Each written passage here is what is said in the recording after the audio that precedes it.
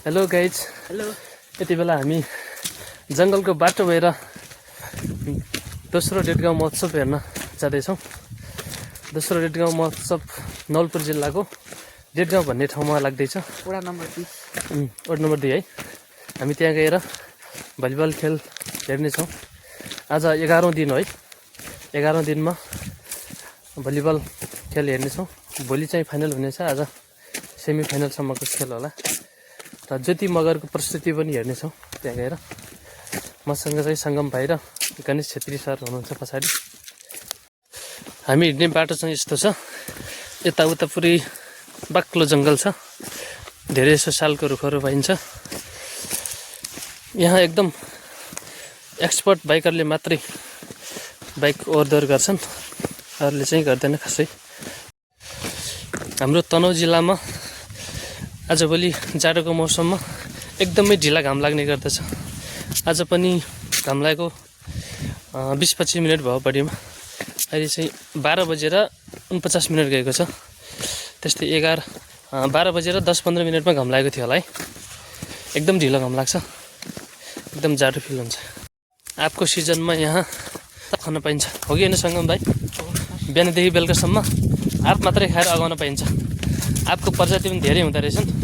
के अरे आँपको नाम फर्रै भन्दै ए इन्डियाबाट ल्याएको आँप पनि रहेछ बम्बई आँप भनेपछि होइन?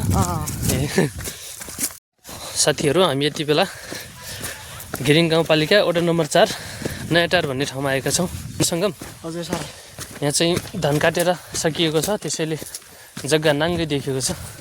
अब चाहिँ के लगाइन्छ होला हिउँदे बालीको रूपमा? अब बालीको रूपमा अब यति हुन्छ सर। अब एक दिन यहाँसम्म त ए हिउँदमा केही लगाइन्न। अनि चैत वैशाखमा चाहिँ फेरि मकै बर्खे बालीको रूपमा मकै लगाइन्छ होइन त? अनि त्यो लगाएको 4-5 महिनामा मजाले पाक्छ। ए कोदो लगाउने छ। हिउँदे बालीमा तोरी लगाउनु चलन छैन? तोरीतिर कसैले लाउँछन्, कसैले लाउँदैनन्। ए यो नयाँटारमा कुमाल बस्ती छ है पुरै? पुरै कोही एक दुई घर मात्रै होला मगर। ए टोटल्ली ए धेरै जसो कुमाल छ। ए टोटल्ली कुमाल जाति प्राचीन माटाका भाँडाकुँडा बनाउने जाति हो। हजुर, माटाको भाँडाकुँडा गराउने। हामी आजको यस भिडियोमा विशेष गरी हाम्रो यात्राको क्रममा देखिएका रमणीय दृश्यहरू देखाउने र ती दृश्यहरूको बारेमा वर्णन गर्दै जानेछौँ। यहाँदेखि अझै 1 घन्टा लगाएर होला है लगभग। 35-40 मिनट लगायो भने हामी 30-40 मिनट हिँड्यो भने हामी महोत्सव जहाँ भइदिएको छ त्यही पुग्नेछौँ है। फुलेको यो तोरी कहिले पाक्छ सङ्गम? अब खै सर म त्यस्तो यसको बारेमा जानकारी छैन। 1 महिनामा पाक्छ। 1 महिनामा त पाक्ला। केटाहरूको भलिबल प्रतियोगिता भइरहेछ यहाँ। ल सङ्गमले हान्नु पऱ्यो खै। ल फेरि चान्स। ओहो जमिनै ध्वस्त पारिदिएका छन् सङ्गमले। आहा यति राम्रो सुन्दर दृश्य देखिएको छ कि अहिले। मौसम पनि सफा छ है, लगभग खुल्ला आकाश, निलो आकाश पनि देखेका छौँ। अब निलो कालीको सुन्दर दृश्य पनि देख्ने नै छौँ। ल हेर्नु देख्न सक्नुहुन्छ तपाईँले क्या सुन्दर दृश्य छ काली गण्डकीको है। यो नदी सप्तगण्डकीको सबैभन्दा ठुलो र लामो नदी पनि हो। यो ठाउँमा घुम्न आउने होइन त? कतिजनाको विचार छ यो ठाउँमा घुम्न आउने? एकादशी मेलाको दिनमा मैले यही नदीको किनारमा आएर टिकटक भिडियो बनाएको थिएँ। धेरैजनाले हेर्नुभएको छ। त्यति बेला यो नदीको बहाव निकै ठुलो थियो र धमिलो पनि थियो। अहिले धेरै घटेको छ र तपाईँहरूले देख्न सक्नुहुन्छ यो काली गण्डकीको सुन्दर दृश्य। निकै निलो नदी छ। यो चाहिँ काली गण्डकीको झोलुङ्गी पुल हो। यो झोलुङ्गी पुल क्रस गरेर पारी गयो भने खोलादेखि पारी चाहिँ नवलपुर जिल्लाको सिमाना र खोलादेखि वारी तनहुँ जिल्लाको सिमाना। यो खोलाले चाहिँ 2टा जिल्लाको। हेलो गाइजहरू, हामी यति बेला काली गण्डकी नदीको झोलुङ्गी पुलमा चढिरहेका छौँ। यहाँ तपाईँहरूले देख्न सक्नुहुन्छ काली गण्डकी नदीको सुन्दर दृश्य। एकदमै निलो छ।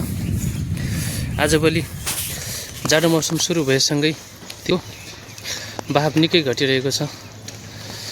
नदीको तीरमा प्रशस्त बालुवा पाउन सकिन्छ। यो नदीले हाम्रो तनहुँ जिल्ला र नवलपुर जिल्लाको सिमानाको काम गरेको छ। यो जिल्ला मात्रै होइन, यो नदी धेरै जिल्लाको सिमानाको काम गरेको छ। तपाईहरु धेरैजनाले पढ्नुभएको लोकसेवा तयारी गर्ने साथीहरूले विश्वको शालिग्राम पाइने एकमात्र नदी चक्राकार नदी भनेको यही कालीगण्डकी नदी हो। यति मात्र नभई यो नदी सप्तगण्डकीको सबैभन्दा ठुलो र लामो नदी पनि हो। यता पनि देख्न सक्नुहुन्छ, यहाँ एउटा ट्र्याक्टरमा बालुवा लोड भइरहेको छ। तपाईहरुले यही पनि देख्न सक्नुहुन्छ, यो नदी एकदमै चक्राकार छ। ऊ माथिदेखि यस्तो घुमेर यता आएको छ अनि यहाँदेखि फेरि यता अर्को चक्र बनाइहालेको छ। यता चाहिँ खोलादेखि पारी हाम्रो तनहुँ जिल्लाको सिमाना, त्यसै गरी यता हामी जता जाँदैछौँ त्यतै गयौँ भने नवलपुर जिल्लाको सिमाना। यति बेला हामी नवलपुर जिल्लामा प्रवेश गरिसकेका छौँ। अबको 10-15 मिनटमा हामी महोत्सवमा पुग्नेछौँ होइन त?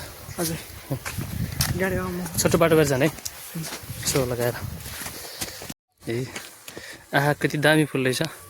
यसलाई चाहिँ भाले फुल भनेर चिनिन्छ है। एकदमै सुन्दर मैदानी दृश्य छ यहाँ, भ्याली जस्तै। तपाईहरुले देख्न सक्नुहुन्छ यहाँ यो आधा नवलपुर जिल्ला र आधा तनहुँ जिल्लाको सिमाना हो। यी घरहरुभन्दा केही पर कालीगण्डकी नदी छ, त्योभन्दा पारी तनहुँ र त्योभन्दा वारी नवलपुर जिल्लाको सिमाना हो। यति बेला हामी दोस्रो डेटगाउँ महोत्सव नजिकै आइपुगेका छौँ। महोत्सवमा गाना बजाइरहेको आवाज पनि आइरहेको छ। आज हामी शनिबारको मौका छोपेर महोत्सव हेर्न यसो आइदिउँ भनेर आएको होइन। भलिबल पनि हुन्छ भन्ने पूर्ण आशा छ हामीलाई।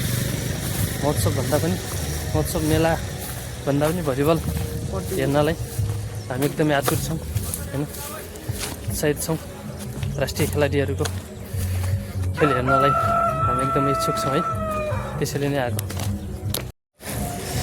यो कालीगण्डकी करिडोर रोड हो। यहाँदेखि अगाडि गइयो भने हाम्रो कावासती हुँदै नवलपरासी हुँदै भरतपुर गइन्छ भने त्यसको ठिक उल्टो यता गइयो भने रामपुर पाल्पा हुँदै बुटोलतिर जान सकिन्छ। यहाँ देख्न सक्नुहुन्छ, यहाँभित्र महोत्सव मेला लाग्दैछ। वरिपरि घेरबार छ। ज्योति मगरको फ्यानहरू क्रेजहरू धेरै हुनुहुन्छ जस्तो लागिरहेछ है हाम्रो नवलपुरतिर तनहुँतिर पनि।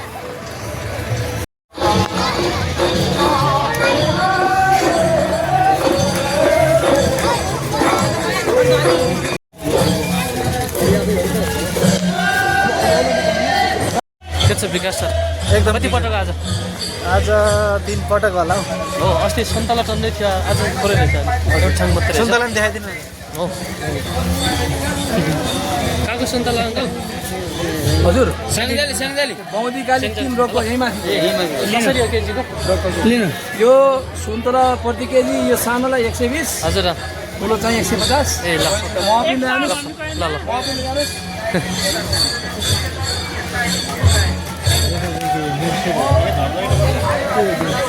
नमस्कार। हजुर जाम भित्र जाने होइन? भित्रै त हो। अझै भित्र मिनाजी पसल आज पनि खाली छ त पुरै? पुरै एरिया पनि खाली छ। त्यो जस्तो थियो त्यस्तै छ हजुर होइन? केही फरक छैन अस्ति। आज दोस्रो डेटगाउँ महोत्सव सुरु भएको 11औं दिन। हजुर, शनिबार भएर पनि होला, मान्छेको निकै जम गर्छ। व्यापारहरूले पसल चाहिँ पुरै खोलेका छैन, बन्द छ। ढुङ्गामा चढ्ने हो त?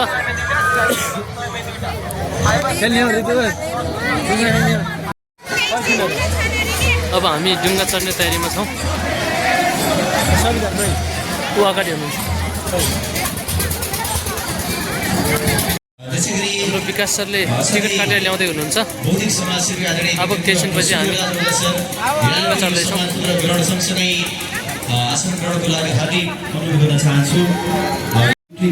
ल मलाई हस्तान्तरण गरिहाल्नुहोस् त मेरो भागमा 2 जुत्ता आएको रहेछ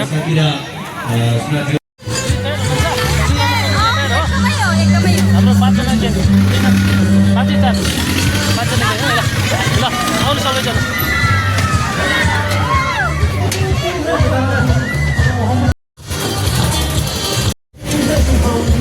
हाम्रो फर्स्ट टाइम होइन सबैजनाको लागि सँगै बस्ने है ल यसै ल ओके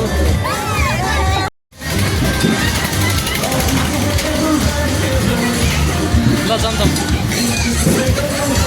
फर्स्ट टाइम डुङ्गामा चढ्दैछौँ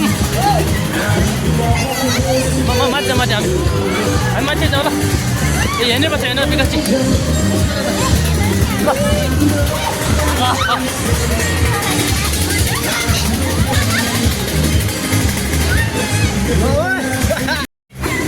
कतिको डर लागिरहेछ डर नमान्नु है डर लाग्नु त्यसै सिस्टम है के पनि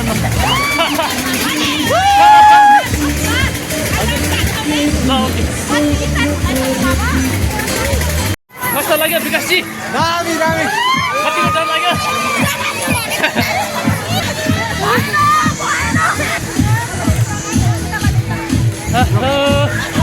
एकदम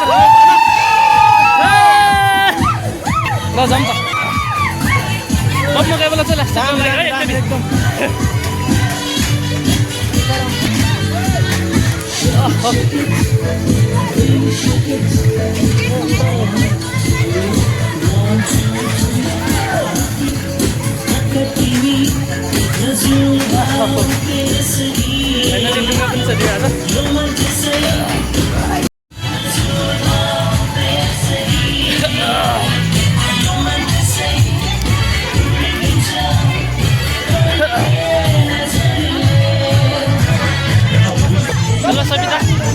सवितालाई कस्तो लाग्यो अनुभव सुनाउनु न कतिको डर लाग्यो माफी माग्दै यति बेला भने आजको प्रमुख आमन्त्रित व्यक्तित्व बहुचर्चित लोक गायिका असाध्यै बौद्धिक गायिका आदरणीय ज्योति मगरज्यूले आफ्नो प्रस्तुतिको लागि जोरदार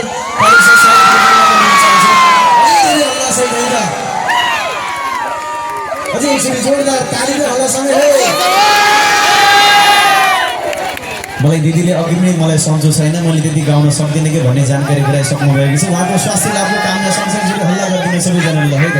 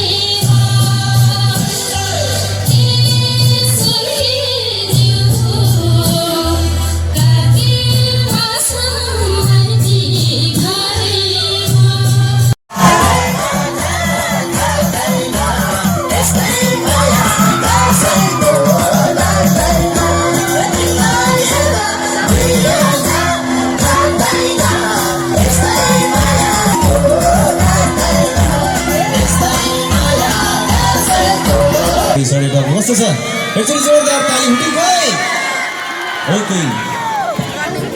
ओके थ्याङ्क यू धन्यवाद भाइ सबैजना नमस्ते तपाईँको यहाँदेखि यहाँसम्म आउनु पर्यो आवाज मेरो हात सामान गाडी चलाउँदै मुगलिङको बाटोमा मुगलिङको बाटोमा मुरलिङको बाटोमा 1-2-1-2 मा पनि झुन्किरीलाई लिएर काठमाडौँ सरर ए लान्छु तिमीलाई फाइबरको मेरो मायालाई दिनुहोस्। सरी